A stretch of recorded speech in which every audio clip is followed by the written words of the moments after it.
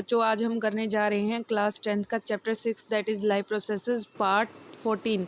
तो बच्चों this is the last part of our chapter and इसके बाद हमारा चैप्टर कंप्लीट हो जाएगा। बच्चों एक्सक्रीशन के बारे में आपको बता देती हूँ। हम एक्सक्रीशन पढ़ चुके हैं इन एनिमल्स, आज हम पढ़ेंगे एक्सक्रीशन इन प्लांट्स। तो बच्चों यह बहुत ही सरप्राइजिंग थिंग है कि सोचने वाली बात है कि प्लांट्स के अंदर भी वेस्ट बनता है और वो वेस्ट एक्सक्रीट किया जाता है, बाहर की तरफ निकाला जाता है, पर हमने कभी पौधों को ऐसी कोई प्रक्रिया करते हुए देखा नहीं है। तो let's read what how they excrete their waste.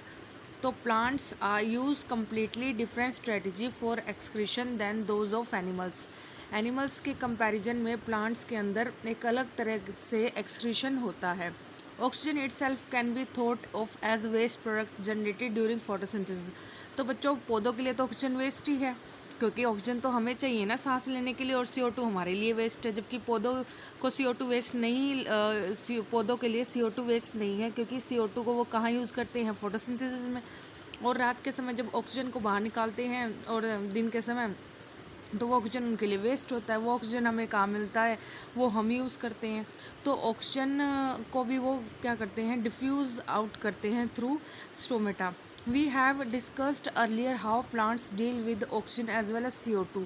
हम पहले पढ़ चुके हैं कि पौधे कैसे ऑक्सीजन और CO2 से डील करते हैं in a photosynthesis. They can rid off excess water by transpiration. अगर बात की जाए पानी की, ये तो हमने गैसेस की बात कर ली। अगर पानी का लॉस अगर देखा जाए तो एक्स्ट्रा वाटर को वो कैसे निकालते हैं, in the form of vapour through stomata, और इस प्रोसेस को हम कहते हैं ट्रांसपीरेशन। और भी जो वेस्ट बनते हैं पौधों के अंदर, उनको पौधे बाहर निकालते हैं कैसे, वो अब हम पढ़ते हैं। For other waste plant use the fact that many of their tissue consist of dead cells. जैसा कि हम जानते हैं कि पौधों में ज़्यादातर सेल्स क्या हैं, डेड होते हैं। जैसे ओवरऑल अगर बाहर की बात की जाए, कोर्क छाल वो डेड होती है नेचर में। And that they can even loss some parts such as leaves. तो आपने देखा है कि लीव्स पत्ते अपने जो पेड़ होते हैं वो पत्ते सीज़न में एक बार ज़रूर झाड़ते हैं। क्यों झड़ते हैं उनके पत्ते? क्योंकि झड़ने का कारण ये है कि वो ओल्ड हो जाते हैं। ओल्ड क्यों होते हैं? क्योंकि उनमें वेस्ट सब्सटेंस स्टोर हो जाता है उनके वैक्यूल्स में, और उस वेस्ट को वो किस फॉर्म में निकालते हैं, किस फॉर्म में छोड़ते हैं, वो पत्ते को ही अपने से अलग कर देते हैं। इस तरह से पत्ते झड़ने की प्रक्रिया पौधों में देखने को मिलती है। तो that they can even loss some parts such as leaves. Many plant waste products are stored in cellular vacuoles. Waste products में be stored in leaves that fall off. इस वजह से पत्ते झड़ते हैं। Other waste products are stored as resin and gums. तो बच्चों यह भी इंपॉर्टेंट चीज़ है, जैसे आपने बहुत सारे पेड़ देखे हैं, वहाँ से आपने एक तरह से फ्लूइड सा निकलता हुआ देखा होगा, लिक्विड। और वो कई बार क्या हो जाता है, वो कठोर भी हो जाता है, सॉलिड हो जाता है, और उसको आप देखते भी हो ग्लू की फॉर्म में। ठीक है, तो रेजिन एंड गम्स भी आपने पौधों में से निकलते देखे हैं, specially in old xylem. Specially जो जाइलम है वहाँ से यह रेजिन और गम्स बाहर आते हैं। Plants also excrete some waste substances into the soil around them. तो साथ के साथ रूट से भी पौधों का जो वेस्ट होता है वो क्या कर जाता है, बाहर सोइल के अंदर से एक्सक्रीट हो जाता है। तो इस तरह से हम देखते हैं कि पौधों के अंदर एक्सक्रीशन की प्रोसेस संभव होती है। तो बच्चों let's start with our subsection question. The first question is describe the first question is describe the structure and functioning of nephron. तो बच्चों हम ये ऑलरेडी कर चुके हैं स्ट्रक्चर और function of nephron. What are the method used by plants to get rid of excreted products. ये भी हमने अभी जो ऊपर वाला पैराग्राफ पढ़ा है उसमें हम ये सारा आंसर कर चुके हैं। How is the amount of urine produced regulated. तो बच्चों यह पूछा गया है कि जो यूरिन हमारे अंदर प्रोड्यूस्ड होता है वो कैसे रेगुलेट होता है। तो बच्चों एक तो हमने पढ़ा था कि यूरिनरी ब्लैडर क्या होता है, अंडर नर्वस कंट्रोल होता है। तो वहाँ से नर्व सीधा मैसेज किसको देती है, ब्रेन को, और ब्रेन क्या करता है, जो अर्ज होती है यूरिन पास आउट की उसको कंप्लीट करता है। तो बच्चों इस तरह से जो हमारा यूरिन है वो अंडर नर्वस कंट्रोल होने के कारण ब्रेन के द्वारा रेगुलेट किया जाता है। तो बच्चों इसमें एक इम्पोर्टेंट हार्मोन भी काम आता है, उस हार्मोन का नाम है ADH, एंटी डायूरेटिक हार्मोन। यह हार्मोन भी यूरिन की जो प्रोडक्शन है उसको रेगुलेट करता है। ADH, ये आपको मैं फुल फॉर्म लिखकर आपके नोट्स में आपको मिल जाएगी, ADH की, एंटी डायूरेटिक हार्मोन। तो यह भी बच्चों यूरिन की प्रोडक्शन को कंट्रोल करता है। ठीक है बच्चों, इतना हम कर चुके हैं। अब हम बढ़ते हैं अपनी एक्सरसाइज की तरफ। तो बच्चों let's start with our exercise. The first question is बच्चों, the kidney, wait a minute, the kidney in human beings are a part of the system for. तो बच्चों ये MCQ हैं, तो आप इनको खुद भी सोल्व कर सकते हैं कि जो किडनी होती है ह्यूमन बींग्स में वो क्या काम करती हैं। फर्स्ट है nutrition, no. Respiration, no. Excretion, yes. Kidney का क्या काम होता है बच्चों? एक्सक्रीशन का। और एक्सक्रीशन का मतलब होता है वेस्ट को बाहर निकालना। तो बच्चों किडनी का जो काम है वो बेसिकली क्या है? Excretion. Next question is the xylem in plants are responsible for. जो जाइलम होता है प्लांट्स के अंदर वो किस लिए रिस्पॉन्सिबल होता है? ट्रांसपोर्ट ऑफ वाटर, हम ये ऑलरेडी पढ़ चुके हैं। अगर हम दूसरे ऑप्शन देखते हैं तो transport of food it is wrong, transport of amino acid it is wrong, transport of oxygen it is wrong. तो राइट आंसर क्या है? जाइलम हम क्या ट्रांसपोर्ट करता है? पानी का ट्रांसपोर्ट करता है। तो first option is right. The autotrophic mode of nutrition require. तो ऑटोट्रॉफिक मोड ऑफ न्यूट्रिशन में क्या क्या चाहिए? मतलब रॉ मटेरियल क्या होता है फोटोसिंथेसिस का? कार्बन डाइऑक्साइड, वाटर, ये भी ठीक है। क्लोरोफिल, ये भी ठीक है। सनलाइट, ये भी ठीक है। तो बच्चों ये सभी ऑप्शन सही जा रही हैं, तो इस D is the right answer, all of the above. तो ये सभी हमें फोटोसिंथेसिस के दौरान चाहिए। The breakdown of pyruvate to give carbon dioxide, water and energy takes place in. तो बच्चों यहाँ पर एक क्वेश्चन है कि पायरुवेट टूटता है और क्या देता है? Carbon dioxide and water. तो वो कहाँ पर टूटता है? तो यह हम ऑलरेडी पढ़ चुके हैं कि जो ग्लूकोज टूटता है पायरुवेट में, जो कि क्या है? Incomplete breakdown. और यह कहाँ होती है? यह होती है साइटोप्लाज्म में। और पायरुवेट को कम्प्लीटली ब्रेकडाउन होने के लिए कहाँ जाना पड़ता है? माइटोकॉन्ड्रिया में। तो बच्चों यहाँ से आंसर आपके सामने आ ही चुका है कि कहाँ पर होती है पायरुवेट की ब्रेकडाउन? माइटोकॉन्ड्रिया के अंदर। तो बच्चों इसको ये भी आप करेक्ट कर लेना, B is the right answer. Now discuss with some questions. तो बच्चों आज हम इन क्वेश्चंस को मैं जस्ट डिस्कस कर रही हूँ, फिर हम क्या करेंगे, हम इन क्वेश्चंस को, जो भी आपके क्वेश्चंस हैं आपको समझ आ जाएंगे आज, तो फिर आप इनको अपनी नोटबुक में राइट डाउन कर लेना बच्चों। तो first question is how are fat digested in our bodies, where does this process takes place. तो बच्चों फ़ैट हमारी बॉडी में कहाँ डाइजेस्ट होती है और यह कैसे डाइजेस्ट होती है, यह हमने बताना है। तो सबसे पहले जो फ़ैट होती है उसका डाइजेशन कहाँ होता है? उसका डाइजेशन होता है स्मॉल इंटेस्टाइन में। और स्मॉल इंटेस्टाइन में एक इम्पॉर्टेंट चीज़ आपने देखनी है कि ऊपर से कहाँ से, लीवर से क्या आता है? गॉल ब्लैडर के थ्रू बाइल जूस। और बाइल जूस का जो कनेक्शन होता है वो किसके थ्रू होता है? वो पैनक्रियाज के थ्रू होता है। तो ये बाइल जूस आके किसको डाइजेस्ट करता है? फ़ैट को। तो फ़ैट को बेसिकली कौन डाइजेस्ट करता है?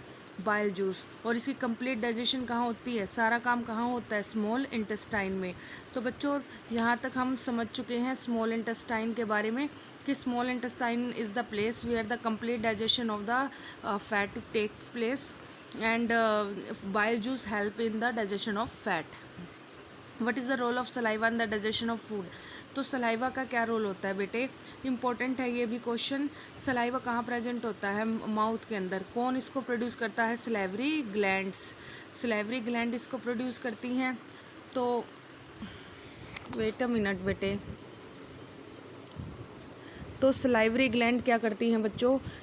सलाइवा को प्रोड्यूस करती हैं। और ये सलाइवा क्या होता है? मुंह में होता है, प्रोड्यूस थ्रू सलाइवरी ग्लैंड। और यह क्या करता है? कार्बोहाइड्रेट को डाइजेस्ट करता है। जो कार्बोहाइड्रेट हम, जैसे रोटी हो गई, चपाती हम खाते हैं जिस, तो क्या होता है कि वो मैक्सिमम जो कार्बोहाइड्रेट होता है वो मुंह में ही क्या हो जाता है? डाइजेस्ट हो जाता है। तो सलाइवा क्या करता है? हेल्प करता है इन द डाइजेशन ऑफ कार्बोहाइड्रेट। क्योंकि सलाइवा के अंदर क्या प्रेजेंट होते हैं? सलाइवा के अंदर एक इम्पोर्टेंट एंजाइम प्रेजेंट है जिसका नाम क्या है? Salivary amylase. क्या नाम है? Salivary amylase. और सलाइवरी अमाइलेज को पहले टाइलिन के नाम से भी जाना जाता था। किस नाम से? PTYLA, ptyalin, ptyalin, PTYLIN। तो बच्चों ये इसका ओल्ड नेम था, आजकल इसको सलाइवरी अमाइलेज के नाम से ही जानते हैं। तो बच्चों यहाँ तक आपको समझ में आ गया होगा सलाइवा के बारे में। तो बच्चों नेक्स्ट हमारा क्वेश्चन है, that is difference between what are the necessary condition for autotrophic nutrition and what are its by products. तो बच्चों यह भी एक इम्पोर्टेंट क्वेश्चन है जो एग्ज़ाम में पूछा जाता है। लेट्स स्टार्ट विद तो बच्चों 7th क्वेश्चन है, what are the necessary condition for autotrophic nutrition and what are its by products.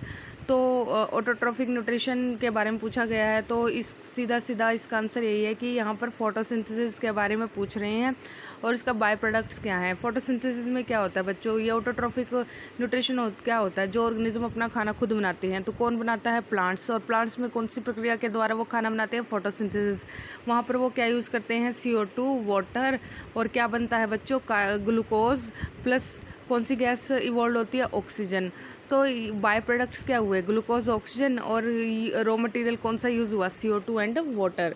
तो यह हमने इसके 7 क्वेश्चंस के बारे में यही इतनी डिटेल है, इसमें बेसिकली फोटोसिंथेसिस के बारे में ही पूछा गया है। What are the difference between aerobic and anaerobic respiration? Name some organism that use anaerobic mode of respiration. तो बच्चों ये हम ऑलरेडी कर चुके हैं एरोबिक एंड अनाएरोबिक रेस्पिरेशन के बारे में, कि एरोबिक रेस्पिरेशन होती है in the presence of oxygen, जबकि अनाएरोबिक होती है in the absence of oxygen. दूसरा पॉइंट ये है कि एरोबिक रेस्पिरेशन में जो एनर्जी है वो बहुत ज़्यादा अमाउंट में प्रोड्यूस होती है, अराउंड 38 ATP, जबकि अनाएरोबिक रेस्पिरेशन में कितनी होती है? बहुत लो अमाउंट में, that is 2 ATP। Third point है कि यहाँ पर क्या है? लार्ज अमाउंट में एनर्जी और ये प्रोड्यूस यहाँ पे स्मॉल अमाउंट में। थर्ड है कि एरोबिक रेस्पिरेशन में क्या होता है? कंप्लीट ब्रेक डाउन हो जाता है फूड का, जबकि अनाएरोबिक में क्या होता है? यहाँ पर आपको CO2 और वाटर ना मिलकर आपको जो बाय प्रोडक्ट्स हैं वो अलग मिलेंगे। जैसे ईस्ट के केस में क्या बनता है? इथेनॉल, जबकि मसल सेल के केस में क्या बनता है? Lactic acid. तो यह हमने यह हम पढ़ चुके हैं ऑलरेडी एरोबिक एंड अनाएरोबिक रेस्पिरेशन के बारे में, और हमने एग्जांपल भी इसके बता दिए हैं, that is yeast and muscle cell where the anaerobic respiration takes place. तो 9th क्वेश्चन है, how are the alveoli design to maximise the exchange of gases. तो एल्वियोलाई क्या है? एल्वियोलाई लंग्स में जो ट्रैकिया है वो डिवाइड करता है 2 पार्ट्स में। ब्रोंकस, वो ब्रोंकस, एक ब्रोंकस सिंगुलर की बात कर रही हूँ, वो एंटर करता है लंग के अंदर, और लंग के अंदर ब्रोंकस डिवाइड हो जाता है बहुत सारी ब्रांचेस में, जिसे हम ब्रोंकियोल्स के नाम से भी जानते हैं। तो बच्चों क्या होता है फिर ये जो ब्रोंकियोल्स एंड करते हैं एक बैलून लाइक स्ट्रक्चर जिसको हम कहते हैं एल्वियोलाई। और एल्वियोलाई क्या है? इसके कुछ खास करेक्टर है, एक तो इसकी थिन सेल मेम्ब्रेन है, दूसरा यह हाई ब्लड वेस्कुलर सप्लाई है। तो यह एक इम्पॉर्टेंट करेक्टर है जितने भी जहाँ पर रेस्पिरेशन जो रेस्पिरेटरी ऑर्गन होते हैं उनका। तो एल्वियोलाई बेसिकली क्या करता है? गैसेस का एक्सचेंज करने में हेल्प करता है, क्योंकि इसके एक तो थिन मेम्ब्रेन है, एक इसमें हाई ब्लड वेस्कुलर सप्लाई होती है।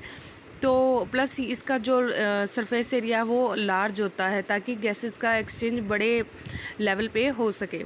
तो इस तरह से एल्वियोलाई हेल्प करती है, और इस तरह से वो डिज़ाइंड है to maximise the exchange of gases. What would be the consequence of deficiency of haemoglobin our bodies. देखो बच्चों, हीमोग्लोबिन क्या करता है? ऑक्सीजन को ले जाता है सेल्स तक, और वहाँ से ऑक्सीजन देकर बदले में कहलाता है CO2, और वो CO2 को कहाँ पहुँचाता है? लंग्स तक, ठीक है, ताकि वो बाहर जा सके। अगर हीमोग्लोबिन नहीं होगा तो यह सारी प्रक्रिया रुक जाएगी। प्लस हीमोग्लोबिन ना होने की वजह से एक डिजीज़ होती है अनीमिया, तो वह बॉडी के अंदर अनीमिया के चांसेस ज़्यादा बढ़ जाएंगे। Describe double circulation in human beings, why it is so necessary.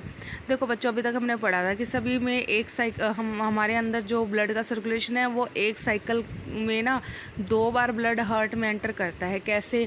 ये हम पढ़ चुके हैं कि हार्ट में होते हैं 4 चैम्बर। एक बार तो क्या करता है? लंग्स से आता है हमारे, अब आप देखोगे ये कौन सा है? लेफ़्ट साइड, ये कौन सी है? Right side. तो यहाँ पे पहले लेफ़्ट हमारे एट्रियम में आएगा, फिर जाएगा लेफ़्ट वेंट्रिकल में, फिर जाएगा कहाँ पर, ऑर्गन्स में। ये एक साइकिल का एक पार्ट हो गया। फिर उस दूसरी पार्ट में क्या होगा, वीना कावा जो डीऑक्सीनेटेड ब्लड है वो लाएगी राइट एट्रियम में और किस में डाल देगी, राइट वेंट्रिकल में। और यहाँ से फिर ब्लड कहाँ जाएगा, लंग्स तक। तो ये दूसरा पार्ट हो गया। तो यहाँ पर ऑक्सीजनेटेड सर्कुलेशन हो रही है, यहाँ पर डीऑक्सीनेटेड सर्कुलेशन हो रही है। तो एक हार्ट में एक ही साइकिल में 2 बार ब्लड आ रहा है और जा रहा है, और ऑक्सीजनेटेड ब्लड अलग जा रहा है और डीऑक्सीजनेटेड ब्लड अलग जा रहा है। इस तरह की सर्कुलेशन को हम कहते हैं डबल सर्कुलेशन, जो कि ह्यूमन बींग्स में ही होती है।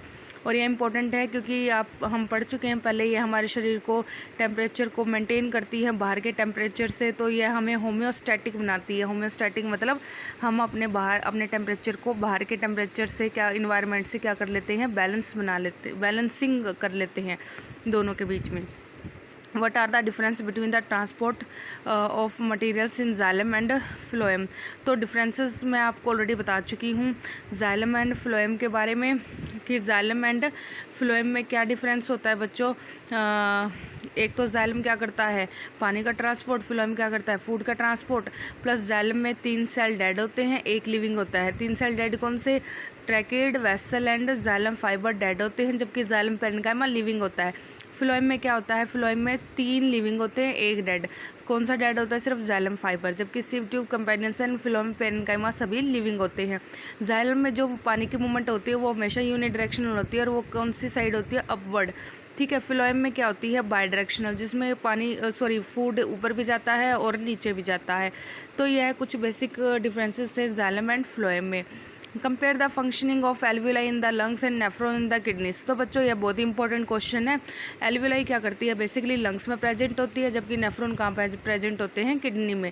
एल्वियोलाई किसका एक्सचेंज करती है, गैसेस का, जबकि नेफ्रॉन क्या करते हैं, फिल्ट्रेशन का काम करते हैं। तो इस तरह से ये कुछ बेसिक करैक्टर्स है जो एल्वियोलाई और नेफ्रॉन को एक दूसरे से अलग करते हैं। तो बच्चों ये कुछ बेसिक क्वेश्चन जो हम ऑलरेडी इस चैप्टर में पढ़ चुके हैं वो हमने अब क्लियर कर लिए हैं। आज हमारा ये चैप्टर कवर अप हो जाता है। और बच्चों इसके जो क्वेश्चंस हैं आपको जल्दी मिल जाएंगे। एक बार आप इस चैप्टर को खुद से रिपीट करें, क्योंकि ये बहुत ही लेंथी चैप्टर था और इसमें बहुत सारी इंपॉर्टेंट बायोलॉजिकल प्रोसेसेस भी हैं। तो जहाँ पे आपको कोई प्रॉब्लम आती है तो आप पूछ सकते हैं, और इसको एक बार अपने आप से रीड करके ज़रूर देखिएगा। धन्यवाद। आज के लिए इतना ही।